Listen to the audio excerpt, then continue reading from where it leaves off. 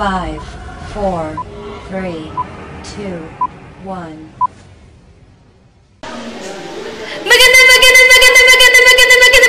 umaga sa inyo mga Benedictine! Lalo na sa mga grade 8 na nakikinig dyan. Good morning sa inyo! Binabati ko nga rin po pala si Ma'am Iris Pacheco. Good morning rin po sa inyo! Andito po muli si DJ May nagbabalik para sa dulang panradyo ng grade 8 St. Herman. Mula sa una at ikalawa at ikatlong pangkat, tara't pakinggan natin ito. 5, 4, 3, 2, 1. Gate brush time! Brush, brush, brush, 3 times a day. Brush, brush, brush, to get cavities away. Brush, brush, brush, 3 times a day.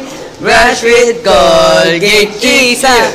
Pagkagising, brush, brush, brush, dalawa. Pagtanghali, brush, brush, brush, pangatlo. Bago matulog, brush, brush, brush. Brush, brush, brush, shake, shake, shake. Brush, brush, brush, 3 times a day. Brush with Colgate. Colgate brushy time. Buhay mo, kwento mo. Andito na, buhay mo, kwento mo. Good morning sa inyo, Pilipinas! Good morning rin sa inyo sa Luzon, Visayas at Mindanao at sa Metro Mega Manila. Andito po muli si DJ Elsha mula sa nangungunang programa sa 98.7 ABCD-FM, Ang Buhay Mo, Kwento Mo. Naranasan mo na bang maghirap sa buhay at para bang mawawala ka na ng pag-asa? Naranasan mo na bang maiwanan ng taong mahal mo sa gitna ng hirap? O naranasan mo na bang gawin ang lahat para sa minamahal mo para lang maiwasan siya sa iyong problema? Mga kaibigan, kwento ng pag-ibig, buhay, kahirapan, at pag-asa ng kapatid natin na si Marcos Sarmiento ang ating papakinggan sa araw na ito sa Buhay Mo, Kwento Mo. Nagmahal siya dati at ngayon kailangan niyang harapin ang naging kahihinatnan na kung saan dumaan siya sa maraming pagsubok at paghirap. Matatagpuan pa kaya niya ang pag-asa at ginhawa na matagal ng inaasam? Ako po si DJ Elsha, nandito sa nangungunang programa sa 98.7 ABCD-FM. Marcos, mahal ko. May problema ba? Hindi ka mapakali eh. May gusto ka bang sabihin? Mahal ko. Magtatrabaho kasi ako sa Maynila. Alam mo namang nag-iisang anak lang ako at sa akin lang umaasa sila nanay at tatay. Ha? Bakit mo lang to ngayon sinabi sa akin? At kailan mo naman balak pumunta sa Maynila? Pinag-iisipan ko kasi ito ng mabuti eh. Ngayon lang ako nagdesisyon na pupunta akong Maynila para magtrabaho at balak kong umalis sa lalong madaling panahon. Kung ganon, sasama ako sa'yo. Basta't kasama kita, lahat magagawa. Lahat ay maiaalay sa'yo. Basta't kasama kita, walang kailangan pa. Wala nang hanapin pa. Basta't kasama kita. O anak, Bianca at Marcos, pasok kayo. Mano po, inay? Kamusta ka na, Marcos? Ayos lang naman po.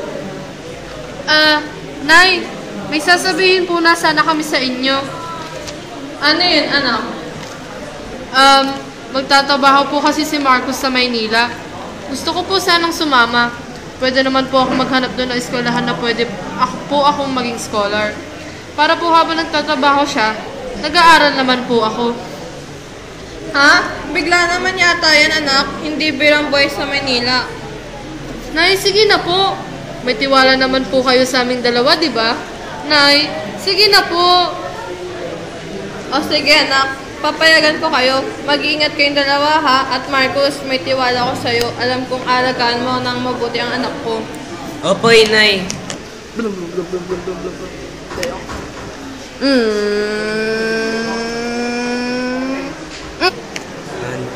3. Ito ang magiging bahay natin, mahal. Pasensya na. ito lang muna yung kayang tustusin ko eh. Ano ka ba? Ayos lang. Ang mahalaga, magkasama tayong dalawa.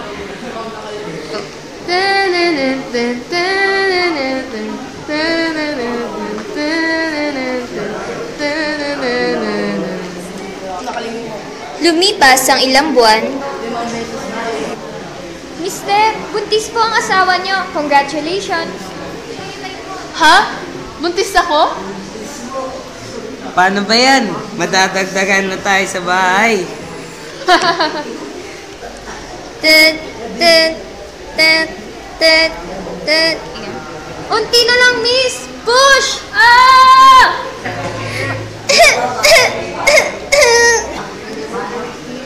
Congratulations to the both of you. Babae ang anak nyo. Mahal, oh. Tingnan mo. Ang ganda ng anak natin. Mahal? Mahal? Tet. Mahal! I'm gonna live my life like every day's the last, without a simple goodbye. It all goes by so fast, and now that you're gone, I can't cry hard enough. No, I can't cry hard enough for you to hear me now. Tay, gising na. May pasok ka pa po, di ba? Mamaya na. Anong mamaya na? Malilate ka na po. Oo na, ito na. Babangon na. Tay, ba't ganon? Nagtatrabaho ka naman po sa office. Tuyo pa rin po yung ulam natin. Tapos, yung bahay pa po natin, ang dami na pong tumutulo na tubig. Nak, pasensya na ha. Hindi kasi ganun kataas yung sahod ko eh. Saka, maganda na yung nag-iipon, di ba? Para sa kinabukasan mo. Naiintindihan ko naman po, tay eh. Tapos na po ako kumain. Kukunin ko na lang po yung soup nyo. DJ Elsa, ngayon ay may anak na ako, si Naya. Kahit napatay na si Bianca, hindi pa rin yun naging hadlang sa akin para palakihin ko ang anak ko. Ngunit patuloy pa rin ang paghihirap ko sa buhay. Akala ng anak ko na businessman ako, pero hindi. Basurero na lang ako ngayon dahil sa wala akong mahanap na trabaho. Umalis ako sa bahay na nakasuot ng pang-businessman, pero kapag malayo na ako sa aming bahay, nagpapalit na ako at naghahanap na ng mga basura. Tomorrow morning if you wake up and the sun does not appear, I will be here. If in the dark with the sight of love, hold my hand and have no fear. 'Cause I will be here. Patimbang naman, no? Ito, Bakit 80 lang to? Puro bakal yan, oh.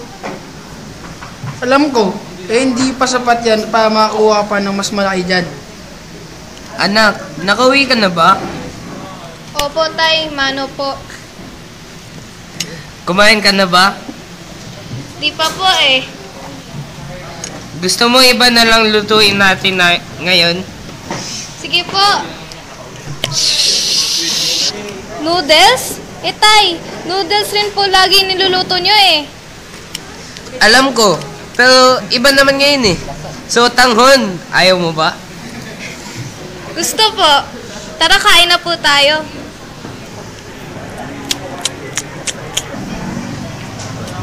Anak, may problema ba? Tay, kanina po kasi sa school, ipinagmamalaki ko po na businessman kayo. Tapos po, pinagtawanan lang po nila ako. Sabi po nila, basurero lang daw po kayo. Di naman po tay, di ba?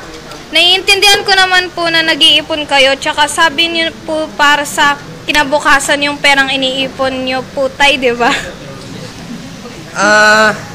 Oo naman. Hindi yan totoo, anak. pabayaan mo na lang sila, ha? Okay.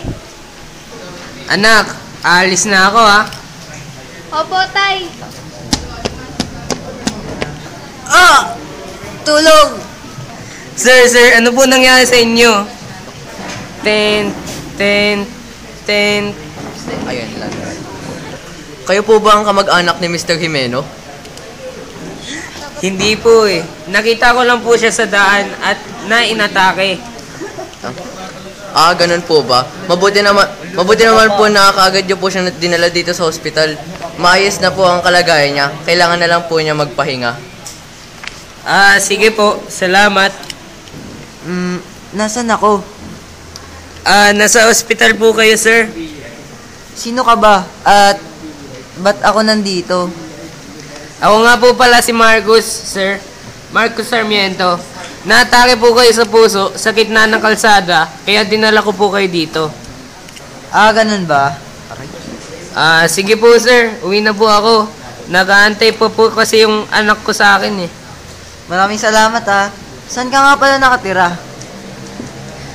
Doon lang po sa kabilang kanto. Banda sa may squatter area. Yung maliit na bahay po doon. Ganun ba? Gusto kitang bisitahin. Niligtas mo buhay ko kaya may utang ako sa'yo. Sir, wala po yun. Ayos lang po. Sige po, uwi na po ako. Pagaling po kayo. Tay, gising na po. May pasok pa po kayo. Tay, sobrang init po ninyo. May lagnat po ba kayo? Ayos lang ako, anak. Ang taas po ng lagnat nyo, oh. Tapos sinisipon pa po kayo. Gusto niyong dalhin ko po kayo sa ospital? Pwede naman po natin gamitin yung perang inipon nyo para sa akin eh. Ha? 10.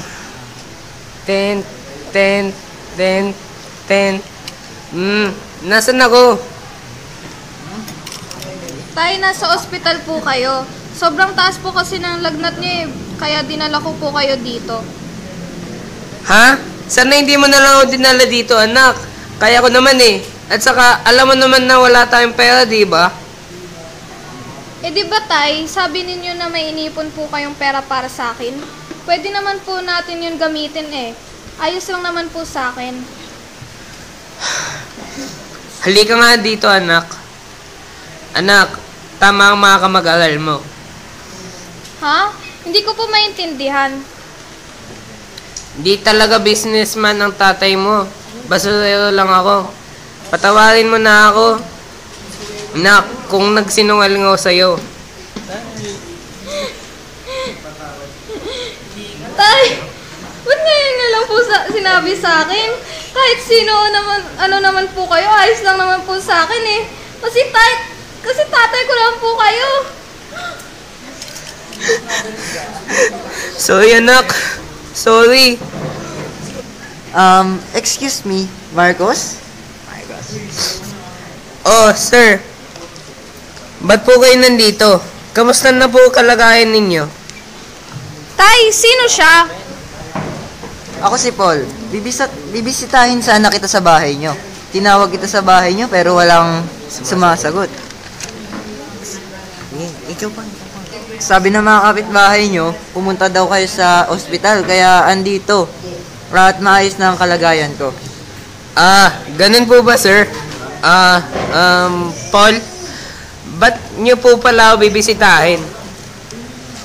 Dahil sabi ko sa'yo, may utang ako sa'yo dahil tinulungan mo ako. At sa tingin ko, ngayon na ang pagkakataon para bayaran ko ang pagtulong mo sa akin. Ano na ang bahala sa babayarin? Ako na ang bahala sa babayarin mo. Maraming salamat po.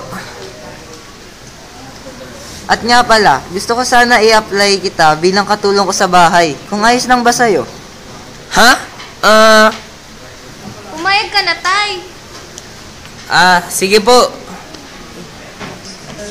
Ngayon po ay nagtatrabaho na ako kay Paul bilang katulong at nakitira na kami ng aking anak sa kanilang bahay. Lubos akong nagpapasalamat kay Paul nang dahil sa kanya ay nakaahon kami sa hirap. Gayun din sa aking anak na si Nayam, na sa kabila na nagsinoding ako sa kanya, tinanggap pa rin niya ako. At kahit na naghihirap kami, at wala ang kanyang ina, patuloy pa rin niya akong pinapasaya at minamahal. Dahil sa kanya, kaya ako nabubuhay at patuloy pa rin lumalaban sa hinaharap. Lubos rin akong nagpapasalamat sa Diyos na may kapal, dahil sa kabila ng hirap ng buhay, alam kong hindi pa rin niya kami pinapabayaan at tinutulungan niya kami na laging kabutihan ng ipanalig sa buhay. Nawa sana'y ang mga taong tulad ko ay hindi rin mawala ng pag-asa sa buhay. Yun lamang po, maraming salamat po. All the life she has been, all the meaner side of me. It took away the prophet's dream for a prophet on the stream. Now she's stronger than you know, a heart of steel starts to grow. All his life he's been told, he'll be nothing when he's old. All the kicks and all the blows, he won't ever let it show.